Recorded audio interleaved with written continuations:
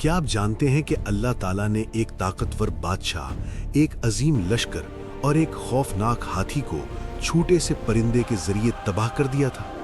ये वाकया हमें बताता है कि ताकत तादाद में नहीं बल्कि अल्लाह की मदद में होती है। आज हम बात करेंगे असहाबे फील और परिंदों अबाबील के पूरे वाक़े की, कुरान, तारीख और हिकमत के साथ। अबरहा कौन था? अबरहा हबशी यमन का ईसाई हुक्मरान था।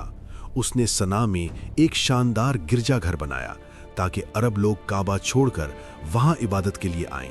लेकिन अरबों ने काबा को न छोड़ा। ये बात अबरहा को बहुत नागवार गुजरी। उसने कसम खाई कि मैं काबा को गिरा दूंगा। अबरहा एक अजीम लश्कर के साथ निकला जिसमें एक बड़ा हाथी भी था, जिसे तारीख में महमूद कहा जाता है। अरबों ने रास्ते में मुज़ाहिमत की मगर नाकाम रहे। आखिरकार लश्कर मक्का के करीब पहुंच गया। अब्दुल मुत्तलिब, जो नबी करीम सल्लल्लाहु अलैहि वसल्लम के दादा थे, अबरहा के पास गए लेकिन काबा के बारे में कुछ न कहा, सिर्फ अपने ऊंट मांगे। अबरहा हैरान हुआ और बोला कि मैं तुम्हारे माबूद के घर को गिराने आया हूं और तुम ऊंटों की बात कर रहे हो। अब्दुल मुत्तलिब का तारीखी जवाब, ऊंटों का मालिक मैं हूं और इस घर का मालिक अल्लाह है, वो खुद इसकी हिफाजत करेगा। वो लम्हा जब आसमान से फैसला आया।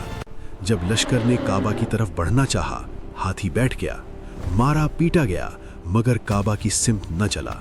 इसी वक्त आसमान पर अजीब मंजर जाहिर हुआ, परिंदों अबाबील का ज़हूर। अचानक समंदर की जानिब से छोटे छोटे परिंदों के गौल नमूदार हुए, जिन्हें कुरान ने तैरन अबाबील कहा। हर परिंदे की चोंच और पंजों में छोटे छोटे कंकर थे जो पकी हुई मिट्टी के थे। अल्लाह का अजाब! जैसे ही वो कंकर लश्कर पर गिरे, जिस्म छलनी हो गए, गोश्त गलने लगा, लोग तड़प तड़प कर मरने लगे। कुरान कहता है, फजअलहुम कअस्फिम माकूल, अल्लाह ने उन्हें चबाए हुए भूसे की तरह कर दिया। अबरहा खुद भी सड़ता हुआ यमन वापस पहुंचा और वहीं इबरतनाक मौत मरा। ये वाक़या मुकम्मल तौर पर सूरह फील में बयान हुआ है, जो कुरान की मुख्तसर मगर इंतहाई ताकतवर सूरत है।